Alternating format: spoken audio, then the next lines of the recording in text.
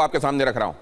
आखिरी मौके पर मिसाइल कैसे इंटरसेप्ट हुई? बिल्डिंग से मिसाइल के टकराने से पहले मिसाइल को हवा में इंटरसेप्ट करके मार गिराया गया। जबरदस्त धमाका हुआ उस समय जब इस मिसाइल को हवा में रोका गया। जरा देखिए इन तस्वीरों को ध्यान से, आवाजों को भी ध्यान से सुनिए।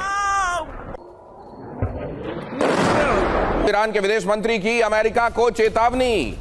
लारिजानी की मौत से नहीं झुकने वाले, ईरान ने कहा। हमारा राजनीतिक ढांचा बेहद मजबूत है, ईरान ने कहा। यूनाइटेड स्टेट्स, इजराइल हमें समझ नहीं पा रहे हैं, ईरान ने यह भी कहा। सुनिए।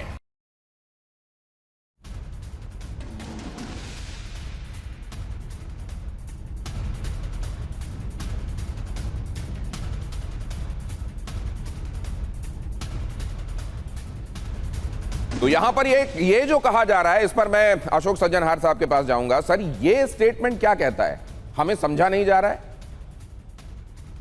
जी धन्यवाद दिनेश, आप बिल्कुल ठीक कह रहे हैं। देखिए, ये मेरे विचार से किसी की समझ में नहीं था। जो जब यहाँ पर हमले किए गए 28 फरवरी को जब इजराइल और अमेरिका ने हमला करना शुरू किया, तो उनके तो समझ में यही था, जो अगर उनका जो टॉप लीडरशिप है उसको हम ख़त्म कर देते हैं, जो स्पिरिचुअल लीडरशिप है उसको ख़त्म कर देते हैं, जो उनका मिलिट्री लीडरशिप है उसको उन्होंने कर दिया, defence minister, IRGC chief, intelligence chief, सबको ख़त्म कर दिया। तो उन्होंने सोचा उसके बाद तो वो अपने घुटनों पर आ जाएंगे, एकदम बिल्कुल उनको पाँव के नीचे की सब ज़मीन निकल जाएगी।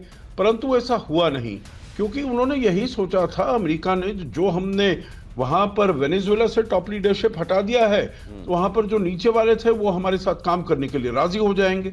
यहाँ पर उन्होंने कहा, यही प्रयास किया, परंतु उनकी यहाँ पर किसी प्रकार से दाल नहीं गल रही। और हमने देखा है, जो सबसे जो जिसे कहा जाए बलवक है, सबसे ज्यादा जो ढांचे को सपोर्ट दे रहा है, वो और कोई नहीं है, वो IRGC है। और वही उनके काफी उसमें है, चाहे वो नंबर्स में देखा जाए या उसमें अगर आप इक्विपमेंट में देखा जाए, ये सभी जो लड़ाई हो रही है ये IRGC के बलबूते पर हो रही है। IRGC के बलबूते ये अटैक हो रहा है। सर, एक और इंपॉर्टेंट खबर आ रही है और IRGC की तरफ से ये खबर आ रही है, इसलिए मैं आपके सामने रख रहा हूं। जरा पहले ये खबर देखिए। लारिजानी की हत्या पर ईरान की चेतावनी। कुछ ही घंटों पर 5 ठिकानों पर हमला होगा। इसको कहते हैं कह के हमला करना, बोल के मारना। ये तो इजराइल को पहले से कहा जा रहा है कि तुम्हारे 5 ठिकानों पर हमला करेंगे। ये 5 ठिकाने कौन से आइडेंटिफाई किए गए हैं आशीष कुमार सिंह? 5 ये लोकेशन उन्होंने रिवील करके वार्निंग इशू की है कि अगले कुछ घंटों में 2 सऊदी अरब, 2 कतर और 1 UAE के ठिकाने। मैं 5 की लिस्ट दर्शकों के लिए गिना दूं। सामरेफ रिफाइनरी जो कि किंगडम ऑफ सऊदी अरेबिया में है, Al Hasan gas field UAE, Jubail petrochemical complex जो कि सऊदी अरेबिया में है, साथ ही Mesaieed petrochemical complex and Mesaieed holding company जो कि कतर में है, रास लफान रिफाइनरी कतर में है। यानी कि 5 लोकेशन अगले कुछ घंटों में। मिडिल ईस्ट में निशानों की बात कह रहे हैं, मतलब इजराइल के अंदर नहीं, मिडिल ईस्ट को थर्राने की बात है। बिल्कुल। यहाँ इजराइल तो फिर भी अभी, हालांकि ये कहा गया है कि दुश्मन का आसमान देखने वाला होगा, पता नहीं इजराइल को लेकर भी इसमें ये बातें छिपी हुई हो, लेकिन यहाँ जिनकी लिस्ट दी गई है और कह के बताया जा रहा है कि यहाँ मारेंगे, वो तो मिडिल ईस्ट की जगह है। और इसीलिए मिडिल ईस्ट को लग रहा है क्या खाक अमेरिकन सिक्योरिटी अम्ब्रेला है हमारे साथ। अब जरा देखिए अगली खबर। आज रात इजराइल पर बड़े हमले का प्लान बन रहा है। आज रात दुश्मन का आसमान जलेगा, ईरान ने कहा है। इजराइल के बिजली संयंत्रों पर हमले की आशंका है, ईरान ने टारगेट लॉक कर दिए हैं, रिपोर्ट्स ऐसा बता रही हैं। अब जरा यहां पर देखिए, लारिजानी का जो कत्ल किया गया है, ये बहुत सारे लोग कह रहे हैं कि ट्रंप को असल में भागने का रास्ता ना मिल जाए, क्योंकि कहा जा रहा है कि ट्रंप एक ऑफ रैंप तलाश रहे हैं, उनको ये मिल ना जाए, इसलिए ऐसा किया गया है। लारिजानी का कत्ल ट्रंप को युद्ध में फंसाने का षड्यंत्र है क्या? ट्रंप युद्ध में फंसने के बाद बाहर निकलने का रास्ता तलाश रहे थे। उनके बहुत सारे स्टेटमेंट्स ये बता रहे थे। कई बार उन्होंने ये भी कहा, आपने देखा कि हमने तो जंग जीत ली एक तरीके से, हमने जो अपने ऑब्जेक्टिव्स थे वो अचीव कर लिए थे।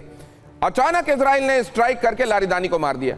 खामनेई के बाद लारिजानी सबसे व्यवहारिक और सबसे लोकप्रिय नेताओं में से एक माने जाते थे। लारिजानी के पास कूटनीतिक सौदेबाजी का लंबा अनुभव था। युद्ध रोकने में बैक चैनल डिप्लोमेसी वाली भूमिका भी लारिजानी ही निभा सकते थे। ईरान ने ऐलान भी किया कि बदलाव और कठोर होगा। माना जा रहा है कि इजराइल ने जानबूझकर किया, लारिजानी को मारा ताकि युद्ध लंबा खिंचे और अमेरिका को भागने का रास्ता ना मिले। क्या आप भी इसको ऐसे ही देखते हैं अशोक सज्जनहार सर? जी दिनेश, ऐसा ही प्रतीत होता है, परंतु मैं समझता हूं उन्होंने ये बिल्कुल ऐलान कर दिया था, जो ये सब जो बड़े नेता हैं वो उनके निशाने पर रहेंगे, और उन्होंने लारीजानी तो वहां पर बिल्कुल ही सबसे प्रोमिनेंट नेता थे। तो मेरे विचार से इसका, चाहे आप स्पिल ऑफ इफेक्ट कह लीजिएगा, जो अमेरिका के ऊपर एक ऐसा दबाव आ गया है, परंतु इजराइल तो ये अपना काम करता ही रहेगा। लारीजानी को मारा है, अब उसने कहा है मुश्तबा खामेनी को हमने मारना है, तो वो भी उसको मारेगा। परंतु देखिए, अगर ये जो दबाव है राष्ट्रपति ट्रंप के ऊपर है, परंतु अगर वो सोचते हैं जो अपने हित के लिए उनको बाहर निकलना है, तो मेरे विचार से वो ऑफ रैम्प तो बिल्कुल बड़े आराम से ढूंढ सकते हैं। कहते हैं हमने तो पहले ही दिन वहां पर अपना जो भी हमने करना था, जैसे आप बता रहे हैं, ऑब्जेक्टिव्स प्राप्त करने थे, जो भी हमारी भाई सर, अशोक सज्जनहार सर कह रहे हैं ऑफ रैंप एक क्यूबा की तरफ भी जा रहा है। क्या ये ऑफ रैंप एक क्यूबा की तरफ भी जा रहा है सर? इस पर भी मैं आपको लेकर आऊंगा।